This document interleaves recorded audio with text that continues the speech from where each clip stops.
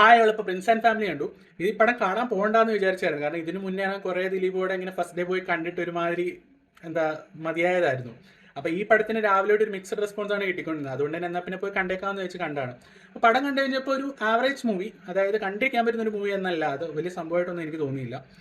ഇതിൻ്റെ first half പോകുന്ന അത്യാവശ്യം ഒരു കോമഡി ട്രാക്കിലൂടെയാണ്. അത് കുറേയൊക്കെ അവിടെ ഇവിടെയൊക്കെ വർക്കൗട്ട് ആയിട്ടുണ്ട്. പിന്നെ ജോണി ആൻ്റണി ദിലീപിൻ്റെ ഒക്കെ കോംബോ ഒക്കെ നല്ലതായിട്ട് വർക്കൗട്ട് ആയിട്ടുണ്ട്. അതല്ല സെക്കൻഡ് ഹാഫ് പിന്നെ ഒരു ഇമോഷണൽ ട്രാക്കിലൂടെയാണ് പോകുന്നത്. പിന്നെ സോഷ്യൽ മീഡിയ ഇൻഫ്ലുവൻസേഴ്സിൻ്റെ ഒക്കെ കുറേ ട്രോൾ അങ്ങനത്തെ കാര്യങ്ങളൊക്കെ വെച്ചിട്ടാണ് പോകുന്നത്.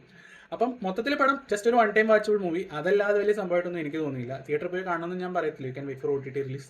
അതല്ലാതെ എൻ്റെ പെർഫോമൻസ്, ദിലീപ് അത്യാവശ്യം നന്നായിട്ട് പെർഫോം ചെയ്തിട്ടുണ്ട്. പക്ഷേ ഒരു 90s കിഡ്സിൻ്റെ വികാരമായ ദിലീപിനെ തിരിച്ചു കിട്ടുമെന്ന് ചോദിച്ചു കഴിഞ്ഞാൽ ഇല്ല എന്ന് തന്നെ പറയേണ്ടി വരും. കാരണം ലാസ്റ്റ് എനിക്ക് തോന്നുന്ന പുള്ളി കോമഡി ട്രാക്ക് മര്യാദയ്ക്ക് ചെയ്ത് 2 കൺട്രീസ് എല്ലാം മൈബോസ് അതിലൊക്കെയാണ്. അത് കഴിഞ്ഞിട്ട് ഇതുവരെ പുള്ളിയുടെ ഒരു കോമഡി ട്രാക്ക് മര്യാദയ്ക്ക് ഞാൻ ഇതുവരെ കണ്ടിട്ടില്ല.